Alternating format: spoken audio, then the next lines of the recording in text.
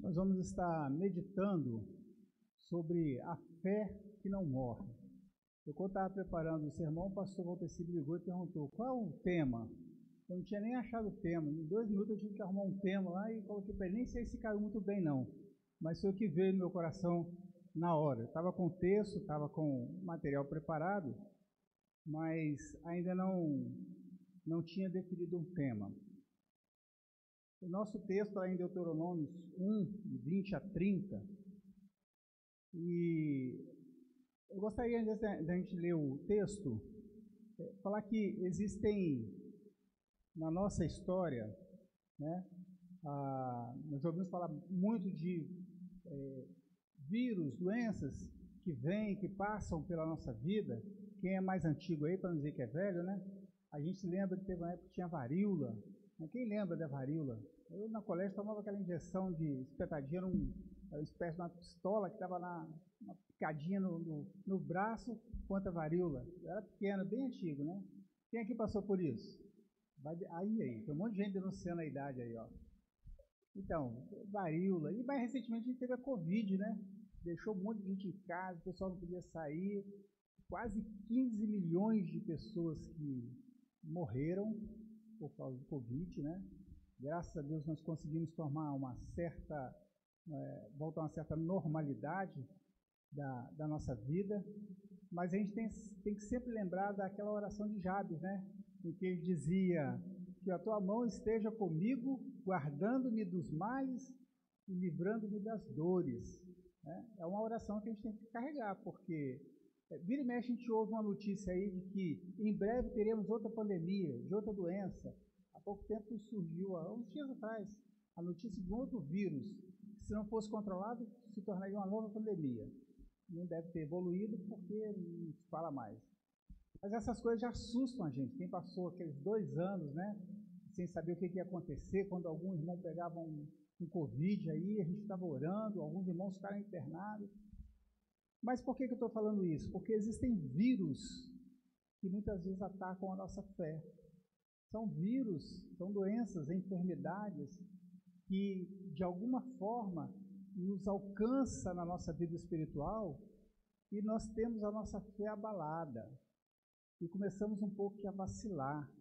A nossa fé meio que adoece e parece que nós estamos andando por caminhos onde Deus não caminha. Ficamos com medo, angustiados, né?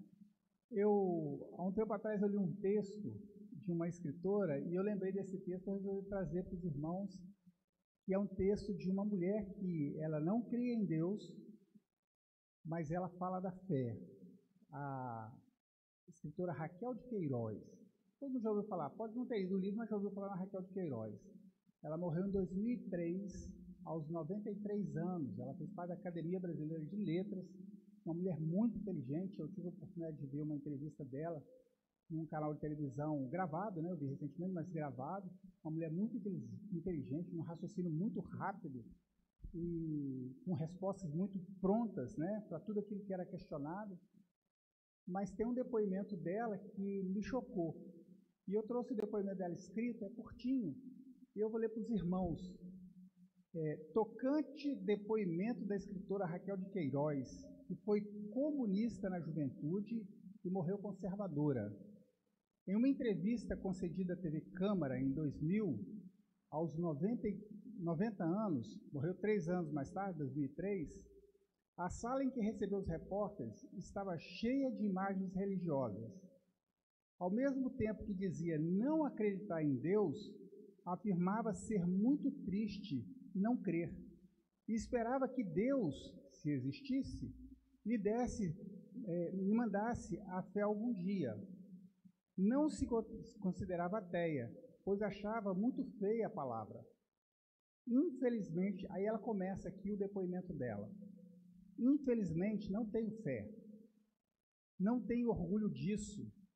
Tenho fé, tenho vergonha até. Confesso com tristeza, não tenho fé. Gostaria de ter. Muitos amigos meus tinham fé. Minha melhor amiga, Alba Frota, que morreu no desastre de avião em que morreu Castelo Branco, era muito religiosa e eu dizia: Albinha, reze por nós duas. Eu me criei em colégio de freira. Nunca fui antirreligiosa.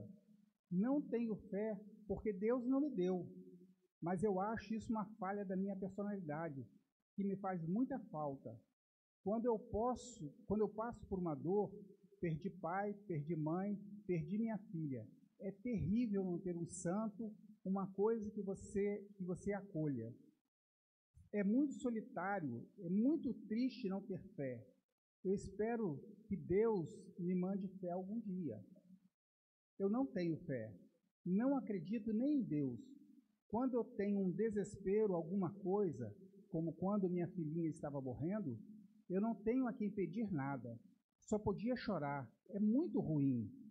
Quem tem uma fezinha pequenininha que possa cultivá-la, adube, faça tudo para a sua fezinha render, porque é um dos dons que mais auxilia, que mais apoio dá. Quem não tem fé é uma pessoa infeliz. Ela está falando dela mesma. Não tem aspirações. É muito ruim. Agora, você está aí nesse dilema. Eu simular que tenho fé, não vou fazer isso. Tenho a impressão que a gente que não tem um sobrenatural em si é como se tivesse um buraco na cabeça, uma falta. Mas o que é que a gente vai fazer? Mas também não vou sair fingindo que sou crente. É muito difícil. Eu nunca escrevi uma palavra contra a religião, nunca escrevi uma coisa contra padre. Fui educado em colégio de irmã de caridade e nunca nas minhas memórias de colégio fiz uma referência pouco amável às freiras que me educaram.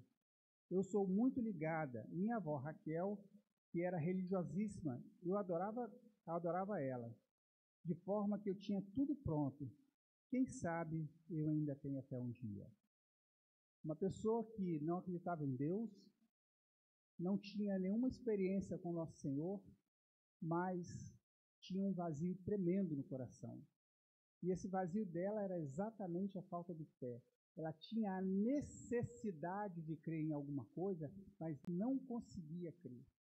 Nós temos a oportunidade, porque conhecemos a Deus, temos uma experiência com Jesus e podemos adubar a nossa fé todos os dias, fazer crescer a nossa fé, alimentar a nossa fé. E a Raquel de Queiroz morreu 3 anos depois de ter dito isso, e não se tem a notícia que ela tenha tido fé. Espero que ela tenha tido a oportunidade de ter uma experiência com Deus. Pode parecer um pouco assim, não sei, esperar demais, mas eu costumo dizer o seguinte: quanto tempo nós levamos para poder conseguir levar uma pessoa a Cristo? Semanas, meses, anos? Quantos segundos Deus precisa para intervir na vida de uma pessoa e transformar a vida dela? Deus pode transformar a vida de uma pessoa num estalo. Num piscar de olhos, ele muda a vida de uma pessoa. Então ela deu esse testemunho em 2003 ela morreu. 3 anos. Aos nossos olhos é um tempo mais que suficiente para você evangelizar, você discipular e levar essa pessoa a Cristo. Mas a gente não sabe o que aconteceu com ela. Mas uma coisa eu tenho certeza, ela tinha a necessidade de ter uma experiência com Deus, de ter a sua fé, de adubar a sua fé. Então, quando a gente fala de fé, a gente fala de algo que nós conhecemos, que nós esperamos. Quantas vezes nós tivemos que recorrer à nossa fé e esperar Deus agir? Porque faltava todos os recursos humanos para poder fazer qualquer coisa. E nós tínhamos que colocar a nossa fé em prática.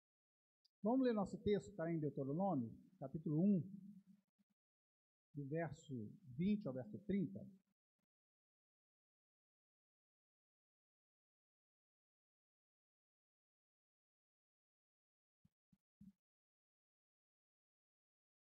Na verdade, a gente está falando de fé aqui, e a gente vai falar de um povo que teve experiência com Deus, conhecia Deus, e quando mais precisava, não confiou nesse Deus. O texto de Deuteronômio, capítulo 1, 20 a 30, diz o seguinte: Então ele disse: Vocês chegaram à serra, aos montes dos amorreus, ao qual o Senhor, o nosso Deus, nos dá. Vejam, o Senhor, o seu Deus, põe diante de vocês esta terra. entrem na terra e tomem posse dela, conforme o Senhor Deus dos seus antepassados lhe disse. Não tenha medo, nem se desanimem. Vocês todos vieram dizer-me, mandemos alguns homens à nossa frente em missão de reconhecimento da região, para que nos indiquem por qual caminho subiremos e quais as cidades iremos.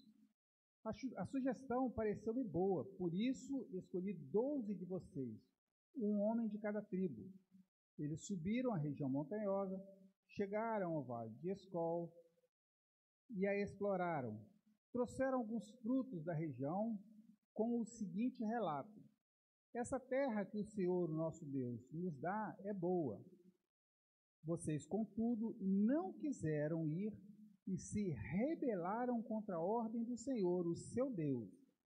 Queixaram-se em suas tendas, dizendo: ó Senhor, o Senhor nos odeia, por isso nos trouxe do Egito para nos entregar nas mãos dos amorreus e destruir-nos. Para onde iremos ou para onde subiremos? Nossos compatriotas nos desanimaram quando disseram que é o povo mais forte e mais alto que nós. As cidades são grandes, com muros que vão até o céu. Vimos ali os anaquins. Então eu lhes disse: não fiquem apavorados, não tenham medo deles. O Senhor, o seu Deus, que está indo na frente de vocês, lutará por vocês, como fez no Egito, diante dos seus próprios olhos. É bem verdade que, para conquistar o melhor de Deus na nossa vida, nós precisamos de fé. Para ter experiências marcantes com Deus, nós precisamos de fé. A fé alimenta o nosso caminhar. Mas primeiro nós precisamos vencer uma doença que nos persegue, que é a doença da disposição. Acho que a pior coisa que tem é quando a gente está sem disposição de fazer. Tem alguma coisa para fazer, mas não há disposição, né? Às vezes em casa a gente faz um revezamento e aí a louça sobra para lavar. Sobra você também, pastor? Sobra. Sempre? O revezamento é sempre, né? E aí você olha aquela pia assim, cheia de louça, cheia de coisa para lavar, e a disposição não vem, mas você tem que lavar. Você não vai lavar, vai acumular, né? É muito ruim você ter que fazer alguma coisa e não ter disposição para fazer. E o pior da louça é que a gente lava, a gente vira as costas, quando olha tem mais. Aquilo parece filhote de coelho, né? Não para de dar cria, um atrás do outro. Pelo amor de Deus, ontem mesmo eu saí da cozinha, lavei tudo, arrumei tudo, aí eu fui no quarto, estava trabalhando, quando eu voltei já tinha um monte de panela. Mas o que é isso, gente? De onde saiu esse negócio aqui? Aí você tem que tirar disposição para fazer as coisas de onde não tem, às vezes. Mas não ter disposição não é uma coisa boa. Precisamos ter disposição. Que doença terrível, né, irmãos?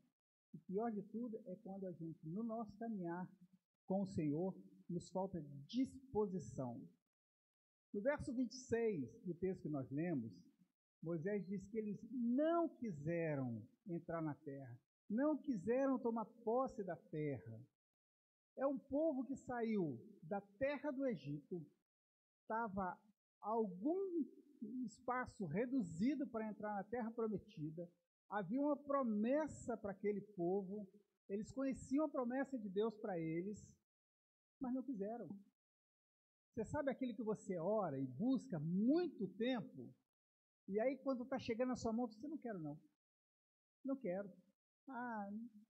Demorou muito para chegar, agora também não quero. Vai fazer birrinha com Deus porque você pediu uma coisa e não conseguiu na hora que você queria. Na minha família eu tenho uma experiência muito interessante. Quando minha mãe se converteu, todos os meus irmãos nasceram, minha mãe não era crente. Eu fui o único que nasci e minha mãe já era crente.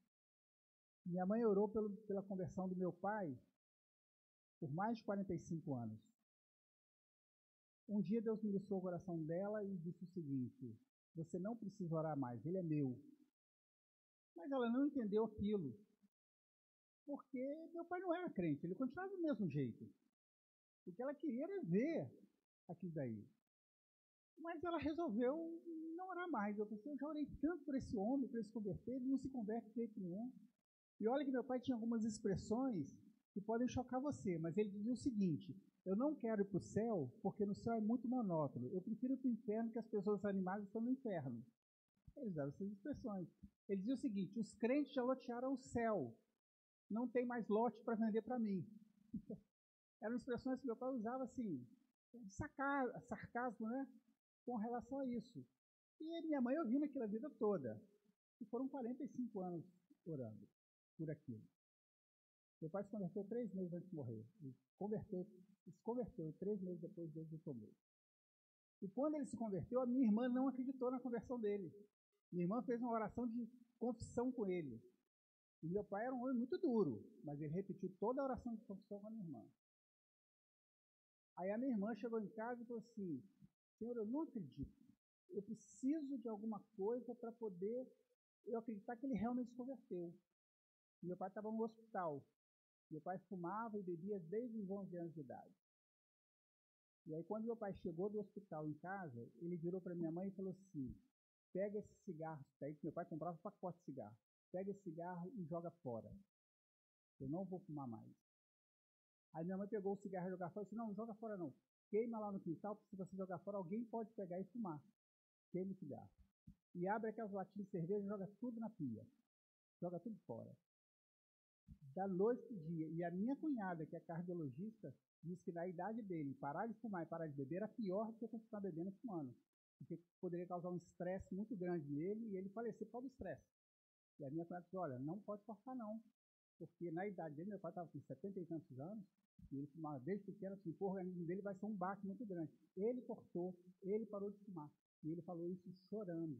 Um homem que era duro na sua palavra, ele falou isso chorando. Então, eu fico, às vezes, imaginando que, às vezes, a gente pede as coisas a Deus, né? Crendo que Deus vai nos entregar aquilo ao final da oração. Nos ajoelhamos, às vezes, ao lado da nossa cama, colocamos nosso joelho no chão, oramos e achamos que, ao abrir os olhos, vamos encontrar um pacote que é só abrir e a solução está ali dentro. E quando o tempo de Deus não é o nosso tempo. E Deus muitas vezes nos trata assim, não porque Deus gosta de nos... ele é ruim e ele quer tratar a gente desse jeito. É porque Deus quer trabalhar o nosso coração, ele quer fazer a nossa fé crescer, ele quer fazer com que a nossa fé seja fortalecida e saber que no momento dele ele vai fazer. Então a gente tem que esperar em Deus, o momento de Deus, para que as coisas aconteçam. E muitas vezes na nossa caminhada, você entra no carro para poder seguir a Deus, mas o seu carro quebra, sai do carro e monta numa moto. E se a moto quebrar, pega uma bicicleta. E se a bicicleta quebrar, vai a pé. Mas não deixa de perseguir aquilo que Deus tem para você. Mesmo que essa caminhada lhe custe feridas nos pés, lhe custe dor nas pernas, no caminhar. Continue, porque o Senhor tem o melhor para nos dar. Né? Temos que carregar sempre essa oração de Jabes conosco, né? Senhor, nos livra do mal, né? Guarda a minha vida, guarda das chagas, das enfermidades, mas me deixe caminhar com o Senhor. Porque faltar disposição é deixar de conquistar. Quando nós abrimos mão daquilo que Deus tem preparado para nós, quando nós abrimos mão das conquistas que Deus já tem para nós, nós não vamos ver o melhor de Deus. Precisamos fazer a nossa parte, né? Andar segundo a vontade de Deus. A segunda doença que eu quero compartilhar com os irmãos é a doença da rebeldia, que também está no versículo 26. Eles também foram rebeldes. O texto diz o seguinte: se rebelaram contra a ordem do Senhor. Ou seja, eles foram desobedientes. Irmãos, eu acho que uma das coisas mais tristes que tem, e assim que mais me deixa entristecido, é conhecer crente rebelde. E quando a gente fala de rebeldia, não é rebeldia contra o pastor, contra a liderança, não. É uma rebeldia contra Deus mesmo, contra os princípios e valores que Deus estabeleceu na sua palavra para nós, e nós nos rebelamos contra isso. Né? Quantas pessoas muitas vezes entram numa igreja, começam a frequentar uma igreja, e por causa dos princípios e valores que esta igreja prega, que são princípios rígidos, são princípios fundamentados na palavra de Deus, elas se rebelam contra isso e vão procurar outra igreja, porque as pessoas elas não buscam uma igreja onde elas possam servir a Deus. Elas buscam uma igreja que possa servir aos desejos dela, aquilo que ela busca e aquilo que ela quer. Eu sou assim, eu preciso de uma igreja que seja dessa forma. Tinha uma lição que eu ministrava em Visão Celular 2, que eu não me lembro qual é, que era Visão Celular 2, agora ele DL 2, né? E eu sempre dizia para as pessoas que passavam por lá o seguinte: nós somos uma igreja que tem muitas virtudes, mas também nós temos muitos defeitos. Nós não somos uma igreja perfeita. Nós poderíamos passar aqui um tempão dizendo dos nossos defeitos, mas poderíamos passar 3 vezes mais tempo também falando das nossas virtudes. Temos mais virtudes do que defeitos, mas temos os nossos defeitos, temos as nossas falhas. E eu dizia para aquelas pessoas que passavam lá pela sala, eu dizia o seguinte: olha, você um dia vai se deparar provavelmente com alguma falha nossa, algum defeito, você vai passar por uma dificuldade, talvez você não encontre uma pessoa que te dê a mão aqui na igreja, vai se sentir isolado, é uma falha nossa. Deveríamos acudir e acolher a todos, de todas as formas, mas às vezes falhamos, né? Mas se você se aborrecer e resolver sair dessa igreja, se por acaso você passar na porta de uma igreja e você identificar que aquela igreja é a igreja perfeita, não entre. Você é a pessoa que vai estragar a igreja. Então a gente nunca vai encontrar uma igreja que seja perfeita, que atenda a todos os nossos anseios. Eu preciso encontrar uma comunidade de fé onde eu possa ali expressar a minha adoração a Deus em comunidade, como igreja, como corpo, sem buscar as virtudes dos outros ou as falhas dos outros, mas olhando para Deus, que é o meu exemplo. Então, às vezes, a rebeldia é algo que abala a nossa fé, porque essas pessoas que são rebeldes e que ficam muitas vezes trocando de igreja, são pessoas que são infelizes na sua caminhada, porque elas nunca são preenchidas, porque o que elas buscam é se encher e nunca entregar algo. A nossa motivação para sair de casa e participar de uma comunidade de fé como essa é chegar aqui e entregar algo. A gente recebe também, mas a disposição de cada um de nós é o que eu vou levar ao meu Senhor. Eu vou prestar um culto a Deus. O que eu tenho para oferecer a Deus? Essa tem que ser a minha motivação, essa tem que ser a minha disposição. Eu não posso ser uma pessoa rebelde que desobedeça a palavra de Deus. Infelizmente, durante muito tempo, a igreja, ela passou na sua escola dominical, e isso não desmerece em momento nenhum a escola dominical, por favor, não queira entender assim, mas ensinando muito história da Bíblia, os heróis da fé, falando sobre muitas coisas, e deixamos algumas coisas de lado. E algumas coisas de lado que nós deixamos é a obediência. É ministrar na vida das pessoas que elas precisam ser obedientes. E não é obediente, como eu falei no começo, obediente ao pastor, obediente ao presbítero, ao diácono, também. Mas muito mais do que isso, é ser obediente à palavra de Deus. Existem pessoas que conhecem todos os 66 livros da Bíblia, sabem que Matusalém foi a pessoa que viveu mais tempo, que Esther está o maior versículo da Bíblia, sabe qual o menor versículo da Bíblia? Jesus chorou, se não me engano, acho que é esse mesmo, né? Jesus chorou. Conhece tudo, é capaz de falar, discorrer sobre a Bíblia de Gênesis ao Apocalipse, mas é um crente rebelde, é um crente que não tem adição espiritual, é um crente que não busca crescer, tem um olhar sempre crítico, o olhar é sempre de buscar falha, o erro, e nunca de olhar a virtude, o lado bom das coisas. A rebeldia é algo que realmente mina a nossa fé. Em terceiro lugar, eu gostaria de compartilhar com os irmãos, é a doença da murmuração. A doença da murmuração. Você sabe o que é murmurar? O que é murmurar? Quem se arrisca a dizer o que é murmurar? Oi? Reclamar. Mas o quê? Quem dá mais?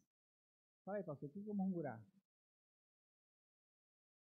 Murmurar é falar entre os dentes. Sabe que a pessoa que assim, reclamando?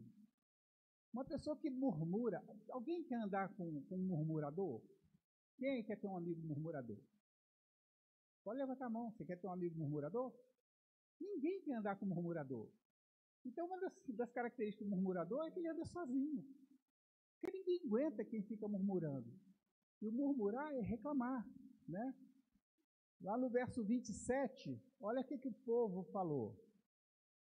O Senhor nos odeia. Por isso nos trouxe do Egito para nos entregar nas mãos dos amorreus e destruir-nos. Olha só a cabeça desse povo. Eles eram escravos, mais de 400 anos na escravidão. Deus os tira do jugo do Egito, leva eles sob mão forte. Eles estão próximos de entrar na terra prometida, depois de atravessar o Mar Vermelho, depois de atravessar o Jordão, de lutar sem ser treinado para lutar. Fizeram guerra nessa caminhada, conquistaram coisas, irmãos, que qualquer um de nós aqui hoje pagaria para poder estar lá e ver aquilo pessoalmente. Mas chega lá, começa a murmurar. O Senhor nos odeia. O Senhor não nos quer bem. O Senhor nos trouxe lá do Egito para fazer nós morrermos aqui na mão dos amorreus. Então, uma pessoa que fica murmurando é quem anda sozinho. Vai andar sozinho. O murmurador, ele só tem uma serventia. Sabe para que serve um murmurador? Para moldar o nosso caráter. Porque quando a gente tem algum problema no nosso caráter que precisa ser moldado, Deus nos dá exatamente aquilo que cutuca o nosso caráter. Há uns anos atrás, eu estava participando de uma palestra, e o irmão que estava dando a palestra, ele disse o seguinte, que quando a gente pede paciência, Deus coloca do nosso lado uma pessoa que tira a nossa paciência. Você sabia disso?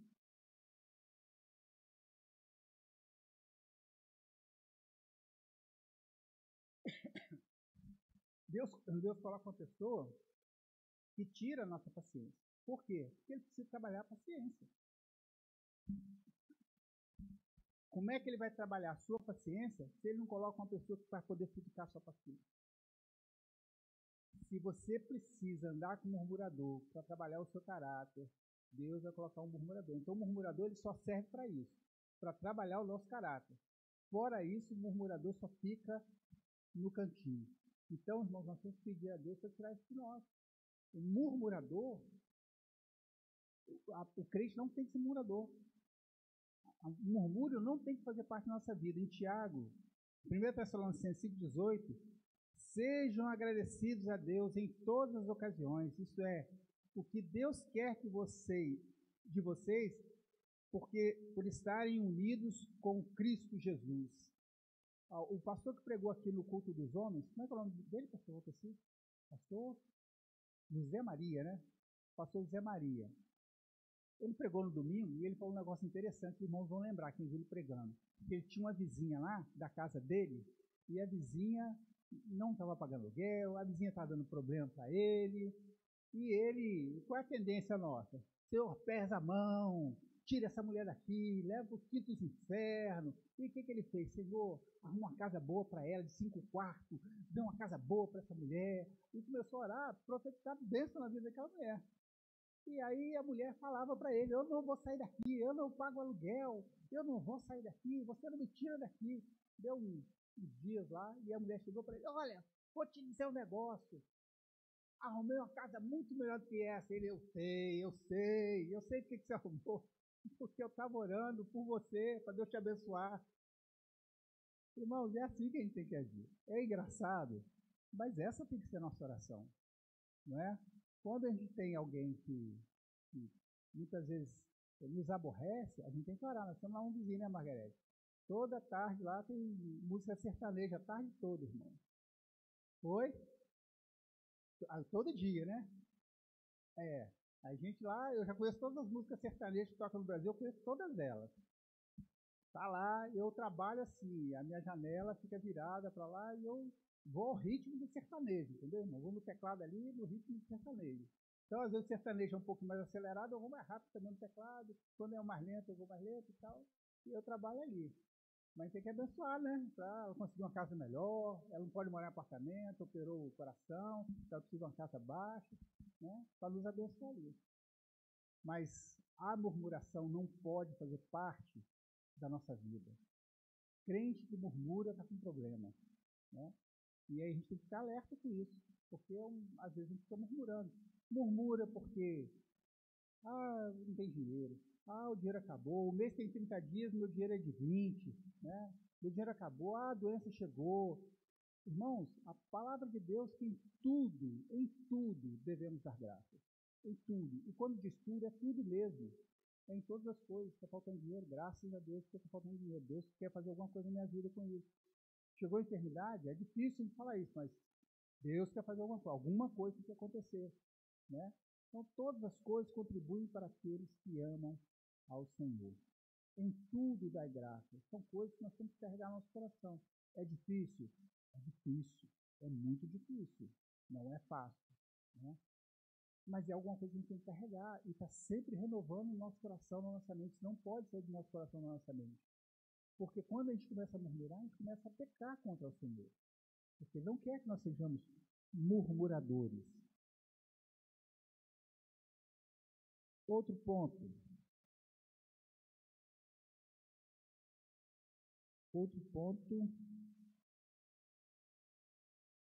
E o último. A doença do medo. No versículo 28, eles falam assim, para onde iremos? Algumas versões dizem, para onde subiremos? Né? Porque a notícia que eles tiveram era qual? Olha só, o muro vai até os céus. Os homens são gigantes. Os homens são enormes. Nós não vamos conseguir conquistar essa terra. Nós não vamos conseguir. Deus nos trouxe aqui para morrer na mão desse povo. Para onde nós iremos? Para onde subiremos? Para onde Deus vai nos levar? É a pergunta que eles fazem no 28. Nós ficamos com medo quando os nossos espiões disseram que o povo dessa terra é mais numeroso e mais forte que nós, e que as suas cidades são enormes e protegidas por muralhas que chegaram até os céus. E disseram também que viram gigantes por lá. Quando o vírus do medo entra na nossa vida, o medo ele nos cega, a gente não consegue enxergar a mão de Deus. Quando os discípulos de Jesus estão no barco, que Jesus vem caminhando sobre o mar, Pedro, como sempre, ele é o primeiro, Senhor, se és tu mesmo, me faz ir até o Senhor aí. E aí ele vai, mas só que ele tira os olhos do Senhor, olha para o mar agitado e começa a afundar. Ele teve medo. A partir do momento que nós temos medo do agir de Deus, se Deus vai agir, se Deus vai intervir, a gente começa a sucumbir, a gente começa a afundar. A despeito de todas as circunstâncias, de tudo que a gente possa estar enfrentando, nós não podemos ter medo, porque Deus está conosco, Deus caminha conosco. A Bíblia nos diz lá em Tiago, capítulo 1, versos 6 e 7, quem duvida é como as ondas do mar, que o vento leva de um lado para o outro. Quem assim não pense que vai receber alguma coisa do Senhor. Quem tem dúvida? Quem tem dúvida? Às vezes a nossa dúvida, ela está muito mais alicerçada, fundamentada naquela nossa expectativa de que Deus vai fazer. As nossas orações, elas são erradas porque eu oro a Deus e peço a Deus algo e quero de Deus aquilo que eu pedi, não aquilo que Deus tem para mim. A minha oração, ela é feita dessa forma. Uma vez ouvi uma pregação do pastor João Henrique Palharini, ele falou, né? Ele falou o seguinte, ele deu uma ilustração muito interessante sobre as nossas orações, porque Deus não atende às nossas orações. Porque nós oramos errado e mentimos para Deus nas nossas orações. Quando nós dizemos assim, Senhor, Eu preciso de um carro. Pode ser um Fusca, Senhor. E esse Fusca pode ter até o pneu careca. Não tem problema, Senhor, eu preciso de um carrinho. Mentira, irmão. Ninguém quer Fusca com pneu careca. Você quer um carrão. Se Deus te der um Fusca com pneu careca, você vai ficar feliz da vida. Mas o que você quer no seu coração é um carrão. Diga para Deus o que você quer. Coloque para Deus, Senhor, eu quero um carro, eu preciso de um carro. E olha, eu queria tanto ganhar um carro grande, mas Senhor, se não for a tua vontade, eu vou aceitar do mesmo jeito, com alegria, porque o Senhor sabe o que é melhor para mim. E o pastor pregando, ele diz o seguinte: Deus não atende oração mentirosa. Ele sequer ouve as nossas orações mentirosas. São orações em que a gente senta diante de Deus, se diz humilde, faz pose de humilde, mas mente para Deus nas nossas orações. Diga para Ele exatamente o que está no seu coração. Fale para Ele, né? Então, esse povo, ele voltando aqui para o medo, né? Esse povo é um povo que tinha medo e por causa do medo deles, eles não entraram na terra prometida. Porque eles ficaram com medo dos gigantes, eles ficaram com medo dos muros, né? Das torres que se construíam. Eles ficaram com medo e por conta do medo deles, eles não entraram. 2 não tiveram medo e esses 2 colocaram os pés na terra prometida. Quem foram? Caleb e Josué. Quem falou aí? Isso aí. Caleb e Josué. Só 2 que entraram na terra prometida, porque não tiveram medo. O medo, muitas vezes, tira de nós a oportunidade de ver o melhor de Deus, de experimentar o melhor de Deus. Precisamos confiar no Senhor. Como disse a Raquel de Queiroz, né? Como eu li no começo, a gente não sabe o que aconteceu com ela. Precisamos adubar a nossa fé, precisamos alimentar a nossa fé, deixar ela crescer. E como é que eu alimento e adubo a minha fé com o Senhor? É deixando Deus agir, por mais difícil que possa parecer. A falta de disposição, a rebeldia, a murmuração e o medo são coisas que nos roubam a presença do Senhor. São doenças que atacam a nossa fé e que minam a nossa fé. São coisas que nós devemos evitar, né, de ser contaminados. Coloca máscara, toma remédio, se vacina, mas não se deixe levar por vírus que podem contaminar a sua fé. Amém? Que Deus nos abençoe, que a gente possa ter a nossa fé adubada. Pastor?